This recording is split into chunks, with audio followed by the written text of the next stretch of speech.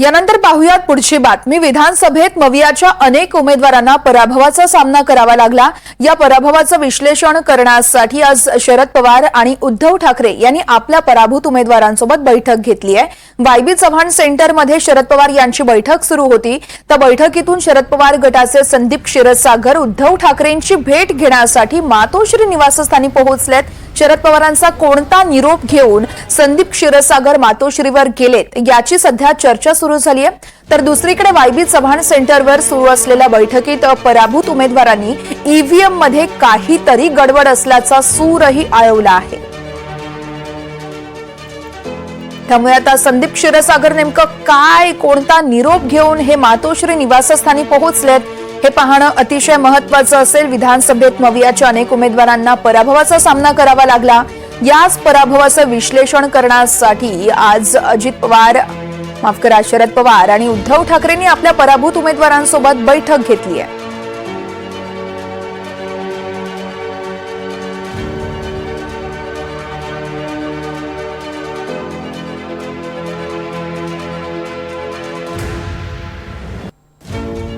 दरम्यान शरद पवार आणि उद्धव ठाकरेंच्या बैठकीतले अपडेट्स जाणून घेण्यासाठी आमचे दोन प्रतिनिधी आपल्यासोबत आहेत। फोनवरून प्रतिनिधी सागर कुलकर्णी तर ठाकरेंच्या बैठकीतली बातमी देत आहेत देवेंद्र कोल्हटकर। सुरुवातीला सागर कुलकर्णींकडे जाणार आहोत। सागर, राष्ट्रवादीच्या बैठकीत पराभूत आमदारांनी ईव्हीएम मध्ये घोळ असल्याचा आरोप केलाय का? अपडेट्स कळतायत?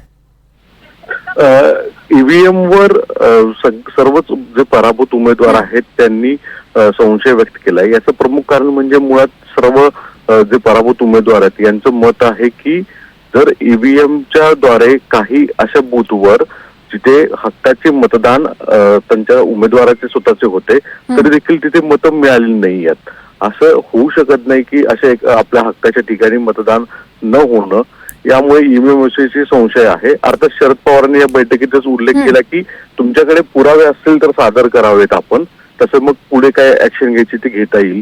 पण जवळपास जे सर्व पराभूत उमेदवार आहेत यांची भूमिका आहे की ईव्हीएम वर साशंकता दाखवणं आणि ईव्हीएमच्या बाबतीत आता कोणता तरी स्टँड लीगल बेसवर घ्यावा अशा स्वरूपाची मागणी या संपूर्ण बैठकीमध्ये बहुतेक सर्व पराभूत उमेदवारांनी केल्याचं दिसून येते। निश्चितच सागर, त्यामुळे या बैठकीत आणखी काय खलबत्त होते पाहणं अतिशय महत्त्वाचं आहे। खूप खूप धन्यवाद तुम्ही दिलेल्या या सविस्तर माहितीसाठी। आणि यानंतर आमचे प्रतिनिधी देवेंद्र कोल्हटकर आहेत, आपण त्यांच्याकडे जाऊयात। देवेंद्र, ठाकरेंच्या बैठकीतले काय अपडेट्स मिळत आहेत आणि शरद पवारांच्या बैठकीतून संदीप क्षीरसागर हे मातोश्री निवासस्थानी पोहोचले आहेत, नेमकं काय घडतंय?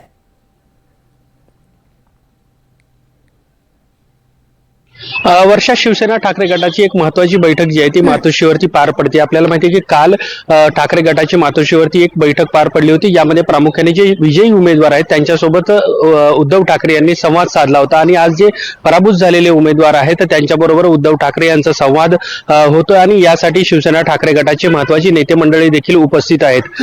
एकीकडे पराभव झालेला असला तरी आगामी काळामध्ये महानगरपालिकांच्या निवडणुका आहेत, जिल्हा परिषदेच्या निवडणुका आहेत, त्यासोबत संघटनात्मक बांधणी जी आहे ती मजबूत पद्धतीने केली जावी या अनुषंगी जे आहेत ते पराभूत झालेल्या उमेदवारांसोबत उद्धव ठाकरे जे आहेत ते बातचीत करतात आहे।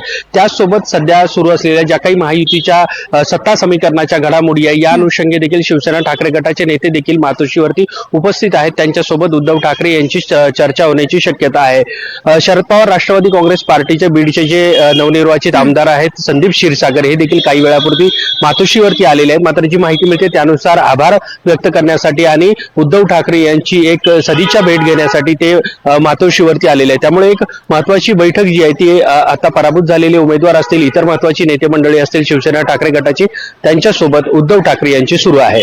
वर्षा, निश्चितच देवेंद्र, आपण पाहतोय संदीप क्षीरसागर हे पोहोचले आहेत आणि नेमके कधी ते बाहेर येत आहेत हे पाहणं महत्त्वाचं असेल। उद्धव ठाकरेंची सध्या बैठक सुरू आहे, नेमकं कशा पद्धतीनं त्या ठिकाणी कोण कोण उपस्थित आहे, काही माहिती कळू शकली आहे का?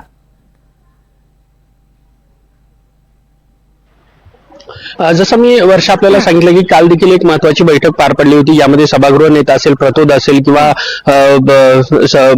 याच्या नियुक्ती ज्या आहेत त्या करण्यात आल्या होत्या आणि त्यानंतर आज जे पराभूत झालेले उमेदवार आहेत तर त्यांचं नेमकं काय म्हणणं आहे, त्यांच्या काय अडचणी होत्या आणि नेमका त्या जागी अशा पद्धतीचा निकाल का लागला, या सगळ्या अडचणी ज्या आहेत ते उद्धव ठाकरे समजून घेतात आहे. पराभूत उमेदवारांचं मत काय ते देखील जाणून घेतात आणि त्याचसोबत मी जसं सांगितलं की आगामी काळामध्ये संघटनात्मक बांधणी असेल आणि येणाऱ्या ज्या स्थानिक स्वराज्य संस्थांच्या निवडणुका असतील त्या अनुषंगे देखील उद्धव ठाकरे जे आहेत ते एक प्रकारचा कानमंत्र किंवा मार्गदर्शन करताना या पराभूत उमेदवारांना पाहायला मिळतात आहे. निश्चितच देवेंद्र, या बैठकी संदर्भातले सगळे अपडेट्स तुमच्याकडून जाणून घेत राहू. तुर्तास धन्यवाद तुम्ही दिलेल्या या सविस्तर माहितीसाठी.